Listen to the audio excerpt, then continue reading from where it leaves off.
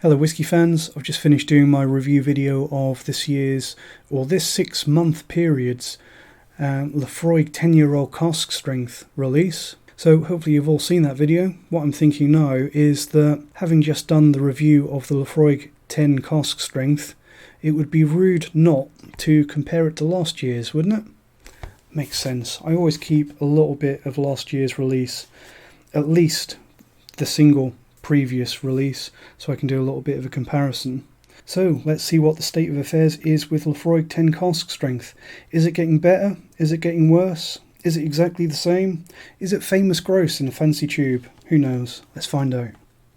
So what I'm going to do here, I've got the Laphroaig batch 13, which is the previous batch there, 57.9% ABV. I think it's the same presentation because the label looks like it was the same label. On this one it actually says it's barrier filtered, and I believe it probably says that it's non-chill filtered on the label. This one, it actually said non-chill filtered, and yeah, it's got the same mention of barrier filter on the tube.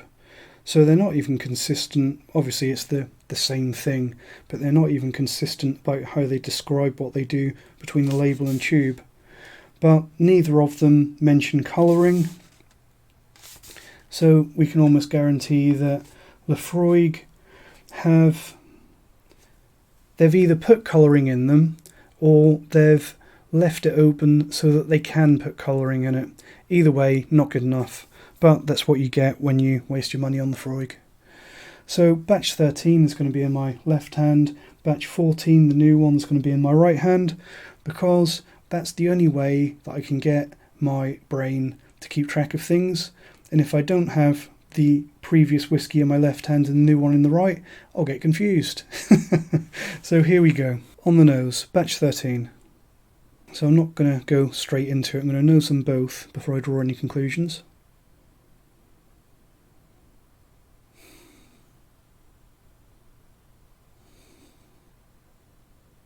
The new batch is definitely, without a doubt, beyond a shadow of a doubt, a lighter and more muted experience.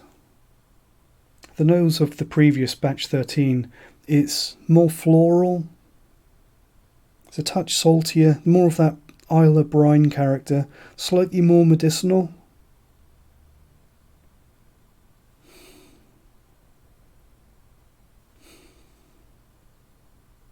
I would also say that the previous batch has got a touch more peat.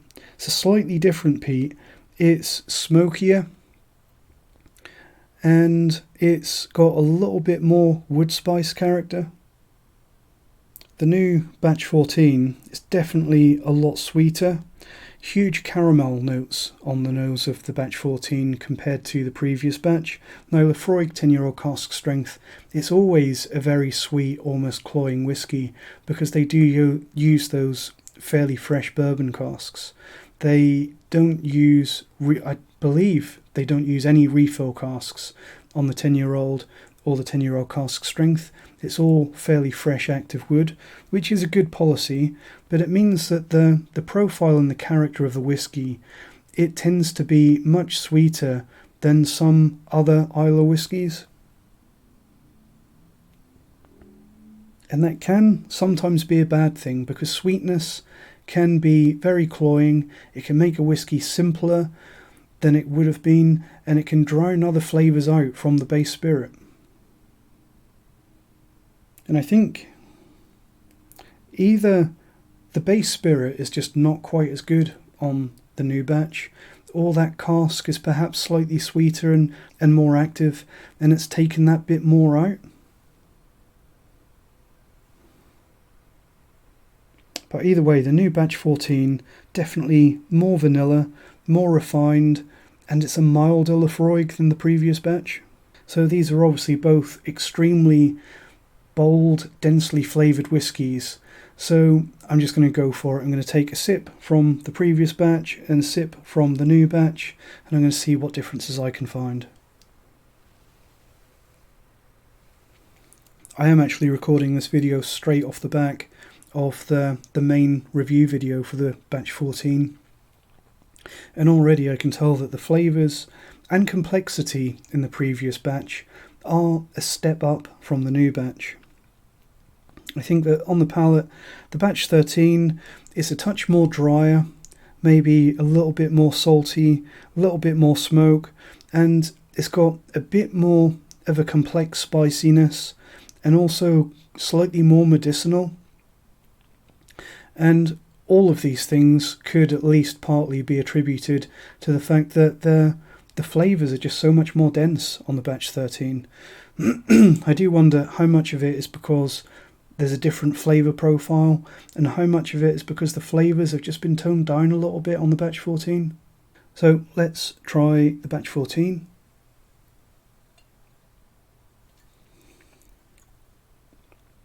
So, still a phenomenal whisky. Still a very good value whisky as well.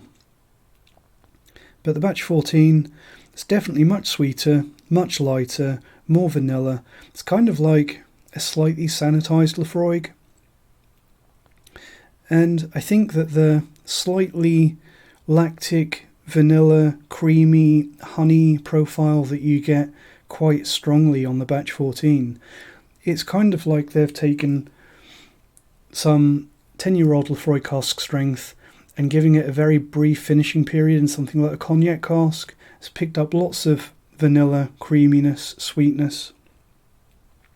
It's not bad at all, but it does really make you wonder what's happened to this whisky. Let's just have another sip of 14.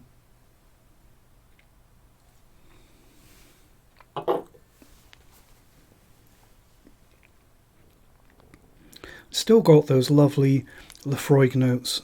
I think a lot of people are still going to immediately identify this as the Laphroaig 10 cask strength. It's just got all of those trademark flavours. But the 14, even on the finish, lighter, sweeter. Actually getting a touch of salt come out in the very end of the finish on the 14-year-old, which is a bit strange, because I would say that everywhere else on the nose and the palate and the arrival, it's less salty, but perhaps just some salty oak coming out in the very end of the finish. Whereas the previous batch 13,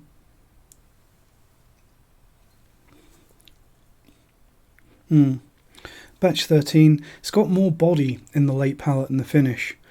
And I think that's just because it's not as sweet, it's not being sanitised by the sweetness of that bourbon cask. It's more medicinal, more spicy, and the word really is fuller. It's just a more full, rich experience, especially on the finish. I have tried both of these cask strength whiskies with water at various different ABVs. I'd say that they both swim incredibly well. You can tell that this is really well made whiskey from Laphroaig, that you can set the ABV anywhere you want and it's still an enjoyable experience. You have to really water it right down before it falls apart and loses those flavours. If I had to call it, I'd say that batch 13 possibly swims a little bit better. I just looked at the tubes here, so I was wondering if maybe it's the ABV coming into play. Maybe that the ABV is maybe 1% higher on the batch 13, and that's why those flavours seem that little bit more robust. But it's actually the opposite. You've got the batch 14 is 0.7% stronger than the previous batch 13. Be really interesting to ask someone that knows what they're doing, perhaps someone that works at Laphroaig, to explain what they think that the differences are between these whiskies, because obviously we don't work in distilleries or warehouses. We're enthusiasts, we're enthusiastic amateurs, which is what we all are. But I'd be really interested to know what's gone on between these two batches, because they're bottled 6 months apart. You would think that they were using similar casks, almost certainly. What's created the difference here? Really interesting. Definitely very interesting, but perhaps also slightly a little bit worrying, because if you've seen my review from 6 months ago, whenever it was, for batch 13, I said in the review for that one, it's already a very mature and very refined batch of the 10-year-old cask strength. And batch 14 is that little bit more, well, quite a lot more sweeter, smoother, more refined, and it has to be said, a little bit more simple. It's just a less bold version of the previous year, which was also a little bit on the tame side. Batch 13 had more of those, in particular, more of those floral, complex notes, more salt, and it was also that bit peatier. So what do I recommend here, if anything? I've already said that I do recommend the batch 14. It's a great whiskey at a great price. If you taste it on its own and you never had any of the others, you'd be over the moon with it because it's fantastic whiskey. And I'd actually say if you are looking for your first peated cask strength whiskey, probably a great one to try, because if you're not used to your cask strength whiskey, it's an incredibly approachable batch of the Laphroaig cask strength. But I am now a little bit worried that we're starting to see a bit of a pattern, a little bit of a downward trajectory, that for 2 years or 2 releases in a row, we've got a milder, more refined style of Laphroaig. It's just that little bit less punchy. So what do I recommend? I'd say if all of these are available, say you go into your shop and you've got an absolutely amazing local bottle shop and they've got the 12, the 13 and the 14, I'd say probably go with the 12 or the 13. If the price is equal, probably go for the 12. I imagine if anyone can get hold of the 12, it's probably quite expensive now. So if you've got a choice of the last 2 batches and you want the most robust, peatiest, most intense experience you can, definitely go with the 13. If the 14 is all that's available to you, go for that, because it's still great stuff. I'd say that the difference between these two, I think I gave this one a B+, I think I gave this one a B, but there's basically not that much in it. They are clearly different, but the difference isn't huge. I would say that this is the mildest batch that we've had in the last 7 or 8 years, but when you're talking about Laphroaig 10yo Cask strength, being the mildest batch is kind of like being the slowest sports car or the last person to finish a marathon. It's still Laphroaig 10yo Cask strength, and it's still great. Which one's better? It's clearly the 13. Are they both good? Absolutely. Thanks for watching. Cheers.